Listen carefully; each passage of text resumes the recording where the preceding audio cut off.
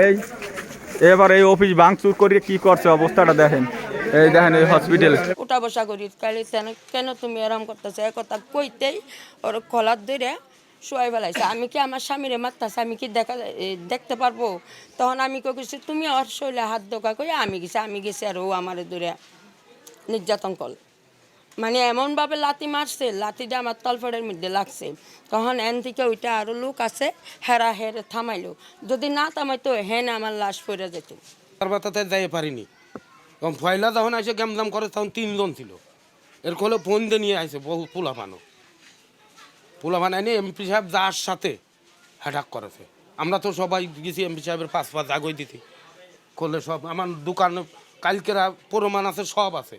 যে লোক দিয়ে গেছে আমার 70,000 টাকা দিয়েছে, আমি এসে সিগারেট রাখবো কারণ অফিসে লোকজন আসে সিগারেট রাখতে হবে, এ টাকা নেই।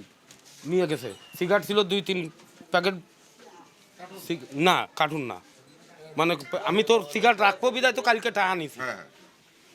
টাকা সেই টাকা তো হয়েছে আমার নাতি এই ইসির ভিতরে, আমার ক্যাশের ভিতরে, এ টাকা নেই। আমি কিন্তু আমি বয়স্ক মানুষ, তোদের সাথে তো আমার তর্ক খাটে না, তো এবার গান বসাইটা দিছি কারণ পরে ওই যে ধাক্কা মারছে ওই যে কিবরিয়া সাহেবের যে মারি দিয়েছে না, ফিরাইতে গেছি ওই এখানে একটা বাড়ি দিয়েছে, এই যে বাড়িটা এই ফুলে গেছে আর ওখানে যখন পড়ে গেছে আমি এই যে আমার এটা কেটে গেছে।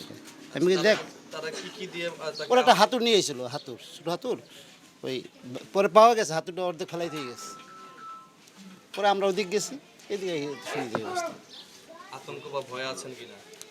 আতঙ্ক, ওরা তো খারাপ, ওরা তো আসলে খুবই খারাপ লোক, খুবই খারাপ লোক ওরা। রাত 12টার দিকে গাঁজা মাজা বাবা বিভিন্ন শ্রেণীর পেশার লোক ওরা। নাম কি দাদা?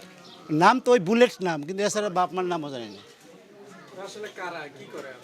ওরা পেশায় এইটা, আমার মনে হয় এটা ওরা কোনো দল করে না, ওই যে ওরা দল না, ওরা একটা দলের ভিতরে ঢুকে এইগুলো সৃষ্টি করে।